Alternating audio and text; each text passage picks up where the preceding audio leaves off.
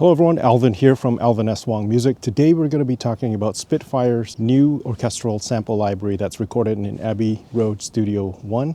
And we're actually going to make this a two-part series where we're going to look at, in part 1, the history of Abbey Road Studios. And in part 2, we're going to go through the sample library, listen to all the different patches, and also compare it to some of the greatest movie film scores of the last 40 years that have been recorded there.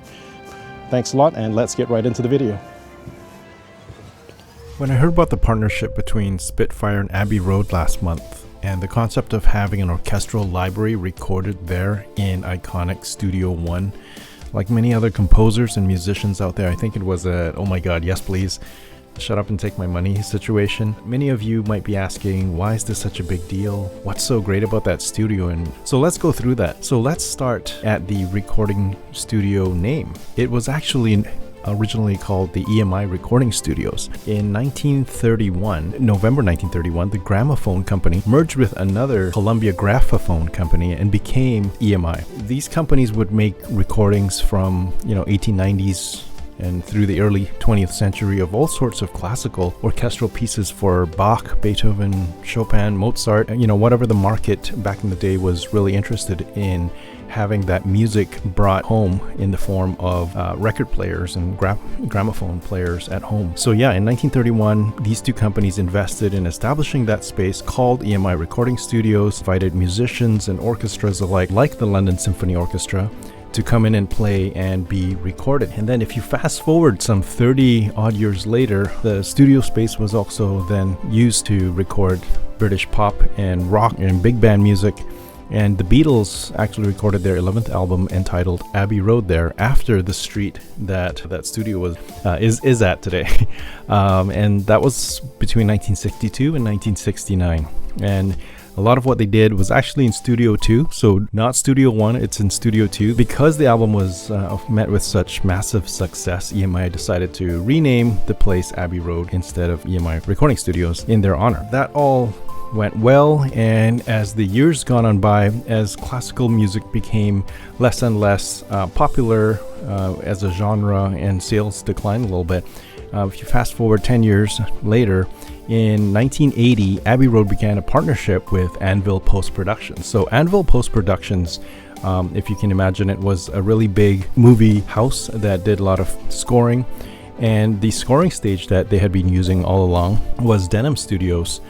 And Denham Studios, I don't know if many of you know, was actually the original studio that film scores like Star Wars: A New Hope and Empire Strikes Back was recorded. So that was demolished because it was bought out by a developer. So Anvil was in need of a space, and what better space to look to than Abbey Road.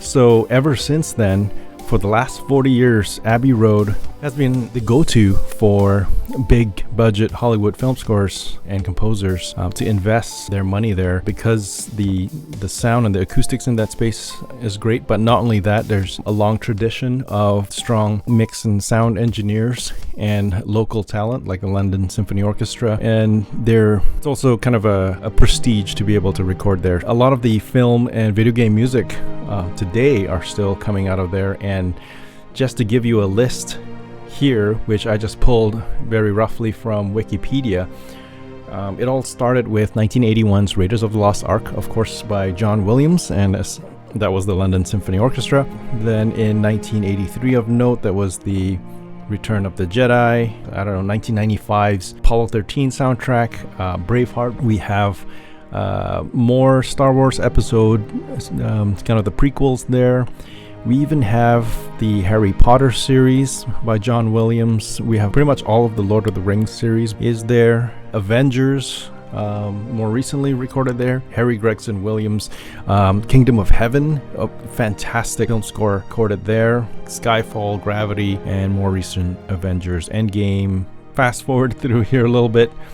For brevity of this video, we have Bohemian Rhapsody, we got Black Panther, Ludwig Göransson, amazing composer. We have, it's just a massive list. Actually, we'll try and see if we can go through some of that in part 2 of the series, where we'll compare the sounds of strings and maybe like Braveheart, and we'll see how it compares with Spitfire's sample library. But yeah, billions and maybe if not trillions of dollars worth of film music revenue all generated with the help or directly through the music being recorded in that space.